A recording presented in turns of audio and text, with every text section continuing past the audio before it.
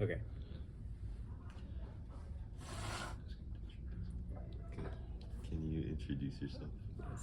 I'm Mr. Kretlow. I'm a Spanish teacher at Cass Tech High School. Okay. So, We're just gonna ask you a couple questions, and you could respond the way you like. Okay. So to begin, what inspired you to be a teacher? I originally didn't want to be a teacher, but it's not that I didn't not want to be a teacher. I had a time in my life after an internship where I figured out that I didn't want to go into a certain sector. And I got an opportunity after college to teach English in Spain.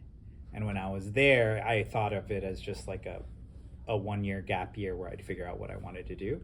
But in doing that, I actually realized that I liked being in the classroom. I liked teaching.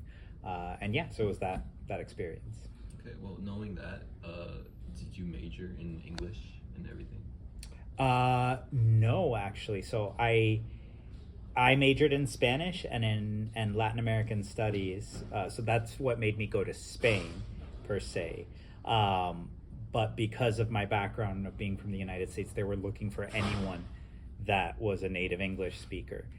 It was then when I was there that I said, oh, I like teaching language and culture. So I just kind of switched it to be a Spanish teacher. Mm-hmm. So you would say that your major has helped you in the long run? Mm-hmm. 100%, yeah. Now, do you regret your major? No, not at all. I don't regret it. I had a lot of friends that really had parents that were very strict with them about what they wanted them to study.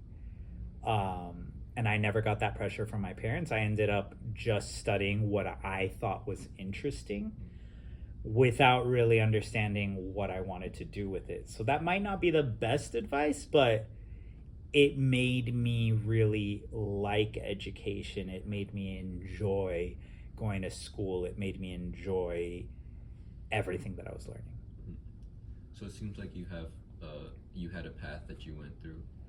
Say you went off that path, what do you think what else do you think you would major in if you did not major in language? It would definitely be something within social studies. Whether it's history or political science or government, generally there, but I also have a love of anthropology, so it would be one of those things. And are those different careers you explored? Careers, yes, for sure. I think there was a while where I did want to get into government, but I didn't know exactly really, and again, this might not be the best advice. I just wanted to learn it because I loved it. I wanted to make sense of what the world was around me, and through government, political science, and social studies, that helped me understand this. So career-wise, I still didn't know what I wanted to do with it, but yeah. So, based on all of that, would you say you're currently happy with your teaching job? Yes, I'm definitely happy with my teaching. This is my 11th year or 12th year teaching. Every year is different. I think I've gotten better. And I think teaching changes. I also have taught different levels.